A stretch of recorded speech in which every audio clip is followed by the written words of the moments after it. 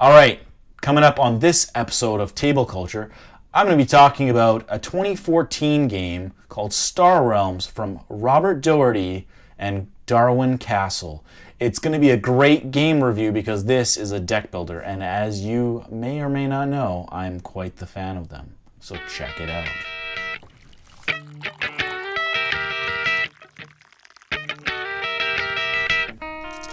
Alright, we're back for another episode of Table Culture, the show where we give you recommendations on games you should be bringing to the table. Today we're talking about a 2014 game. It's called Star Realms. It's designed by Robert Doherty and Darwin Castle. They've also created such games as Cthulhu Realms, Hero Realms, the Epic card game.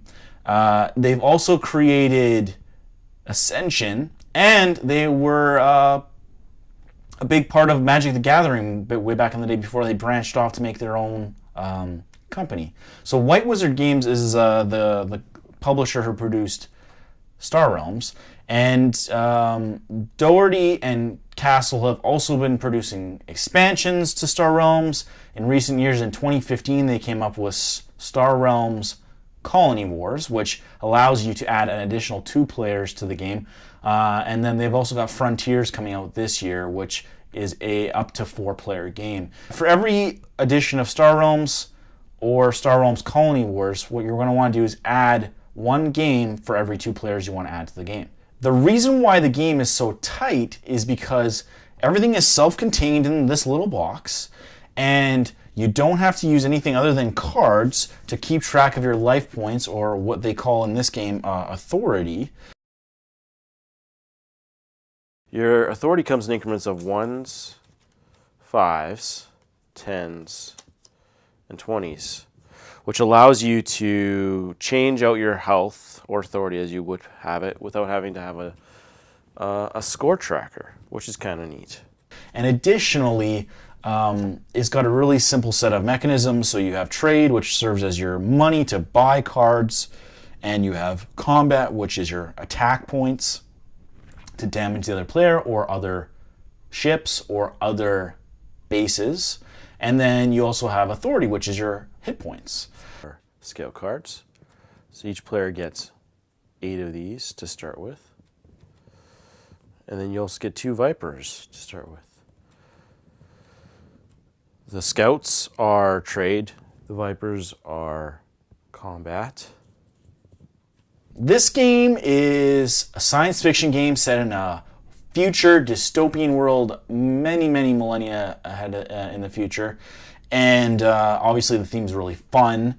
You can choose between 4 different factions that you want to play as you collect cards. So for example, the Trade Federation is represented by blue cards, and they typically manage your health, so they're good at really gaining lots of health back and helping your cards to retain their health. They also are good at collecting trade. Then you have the Machine Cult, which are people who have separated from the Trade Federation and decided to start worshiping technology. Their main ability is to build lots of outposts and defend your colonies and your ship and armada, as well as to help you scrap or get rid of cards out of your deck.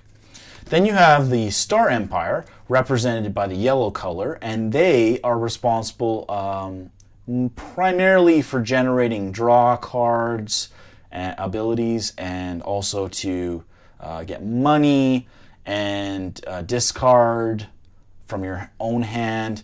They're effectively an offshoot, like rebellion to the Trade Federation. And then you have the main antagonists of the game, which are the Blob. The Blob are really good at disruption, so they'll cause you to get rid of your hand, and they'll cause you to lose health through disruptive ways.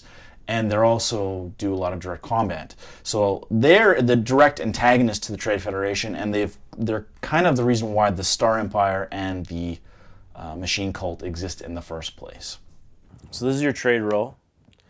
You'll put down your Explorer cards there, which are available at any time to purchase until they're completely out, and I think there's 10 of them there.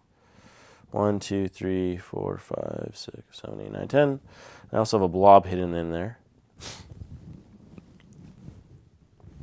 So you can see right here, this is your trade row. So you can buy any one of these 6 cards as long as you can afford it. And then as cards are purchased, you'll add new cards to the trade row to make it back up to 6.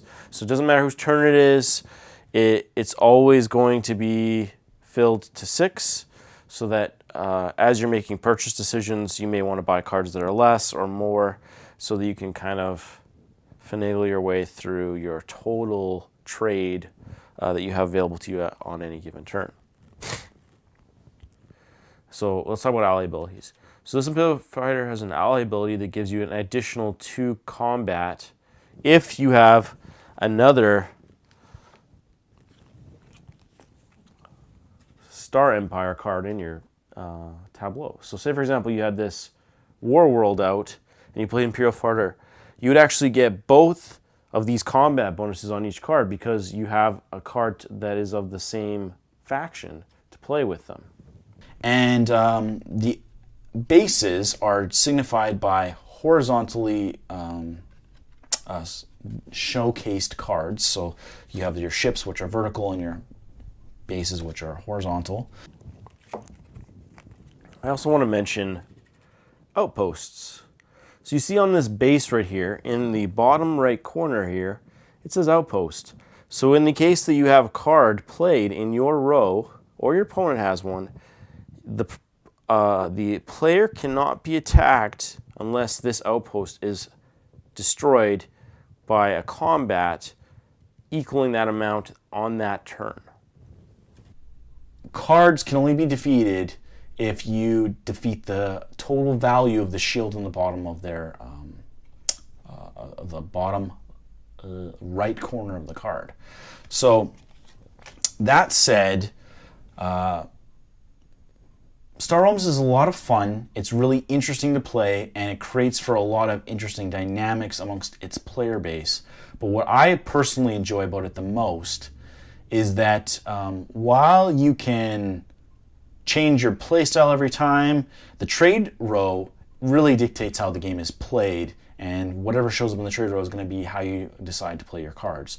Lastly, I also really think what I enjoy about it on top of the trade row is that it's a self-contained game. So lots of deck building games kind of want you to chase after the best cards. So Magic, for example, or Ascension.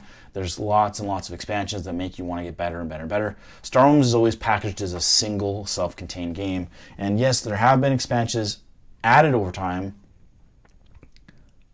You don't need them to enjoy this 20-minute game. That said, I hope you enjoy Star Realms. Check it out, bring it to the table. It only takes 20 minutes to play. Definitely worth an addition to your game library. Thanks for watching. Subscribe to the channel, hit the bell for notifications, like and share the video, and leave a comment. Let me know what you think of Star Realms. I always like to bring this one to the table. It's so much fun. So that said, thanks for watching, and we'll catch you on the next round of Table Culture.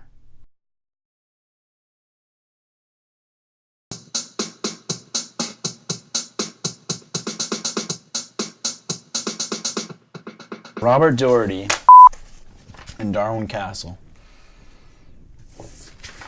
Darwin Castle, is that just an evolutionary medieval place?